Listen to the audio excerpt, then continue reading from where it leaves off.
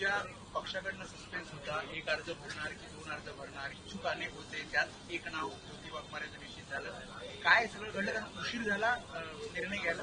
अजिबात उशीर झाला नाही.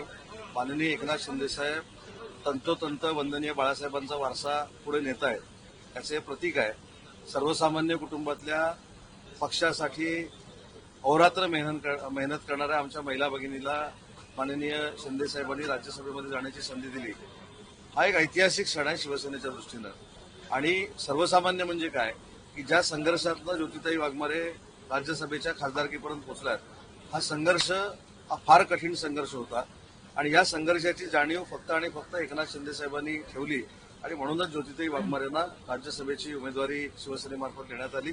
आणि त्या अतिशय सक्षमतेनं राज्यसभेमध्ये शिवसेनेची भूमिका मांडतील, महाराष्ट्राची भूमिका मांडतील आणि देशाच्या ज्या काही विकासात्मक गोष्टी आहेत त्याच्यावर अतिशय चांगल्या पद्धतीनं चर्चा घडवून आणतील, ही खात्री माननीय एकनाथ शिंदे साहेबांना असल्यामुळं सर्वसामान्य शिवसैनिकाला, सर्वसामान्य कुटुंबातल्या आमच्या एका लाडक्या बहिणीला माननीय एकनाथ शिंदे साहेबांनी न्याय दिला, हे शिवसेनेच्या दृष्टीनं आणि महाराष्ट्राच्या दृष्टीनं अतिशय महत्वाचं आहे. काही वरिष्ठ नेते, माजी खासदार आनंदराव अडसूळ असं म्हणतात की आम्हाला आश्वासन दिलं गेलं होतं राज्यपाल पदाचं, आम्हाला वाटलं की राज्यसभा मिळेल, मला नाही तर माझ्या मुलाला तरी पद द्यायला हवं.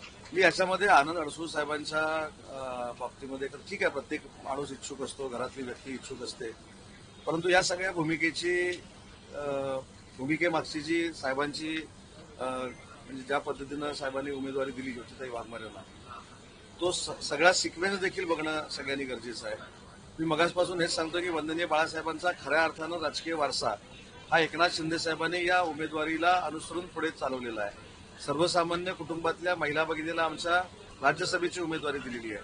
माझं सोडा, तुमच्यापैकी अनेकांना जरी विचारलं की ही उमेदवारी योग्य आहे की अयोग्य आहे, तर तुम्ही देखील सांगाल की साहेबांनी सर्वसामान्य कुटुंबातल्या एका महिला भगिनीला न्याय दिला आहे.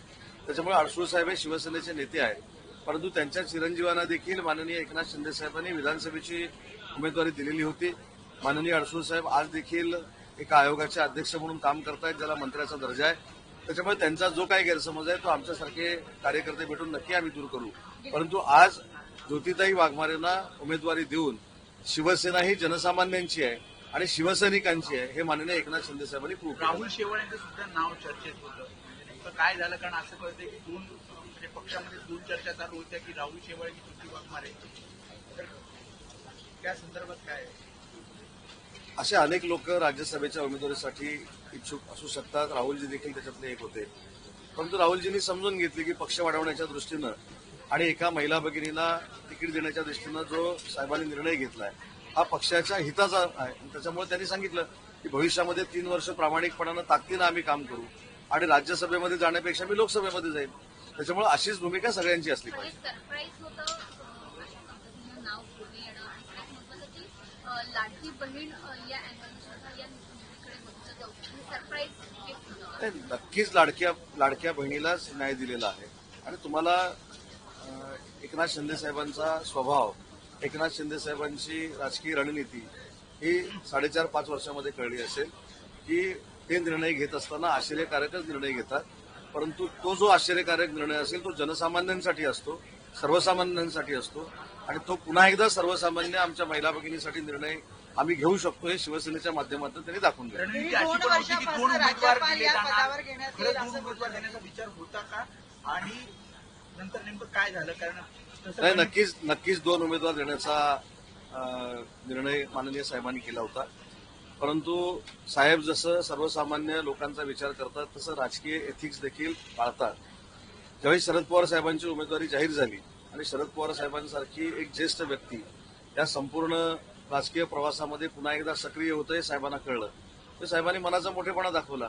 पण हे देखील सांगतो की साहेबांनी जर मनावर घेतलं असतं तर ह्या निवडणुका देखील कठीण झाल्या असत्या. एवढी ताकद उमेदवार नसते तर मग नाही, मी कोणाचा उमेदवार नाही, शरद पवार साहेबांच्या आदरापोटीच साहेबांनी ही उमेदवारी अर्ज दाखल करण्याची प्रक्रिया थांबवली.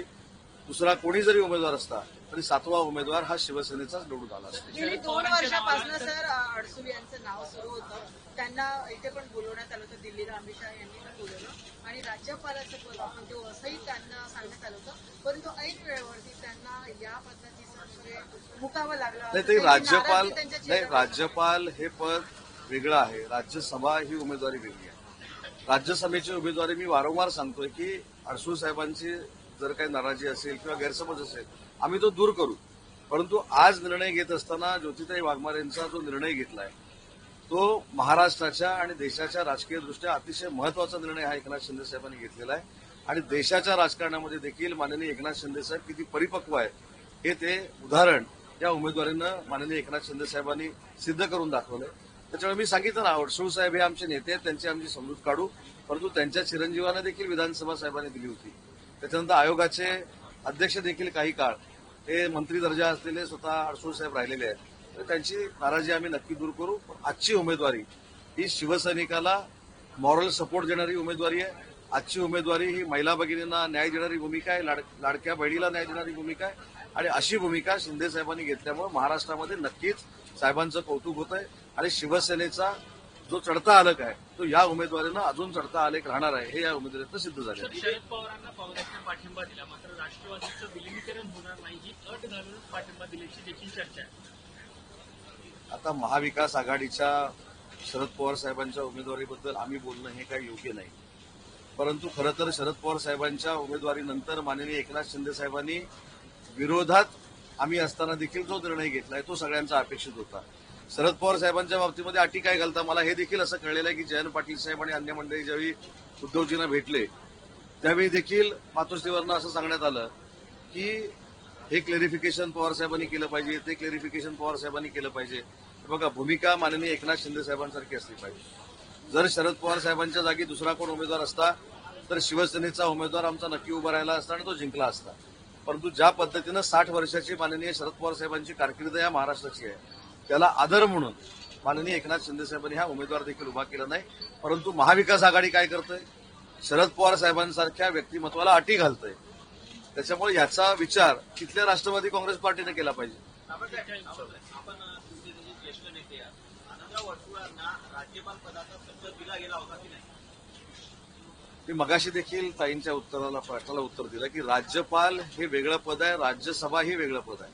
आज राज्यसभेची उमेदवारी माननीय एकनाथ शिंदे साहेबांनी जाहीर केली तरी देखील अडसूळ साहेबांचा जो काही समज असेल, गैरसमज असेल तो आम्ही दूर करू.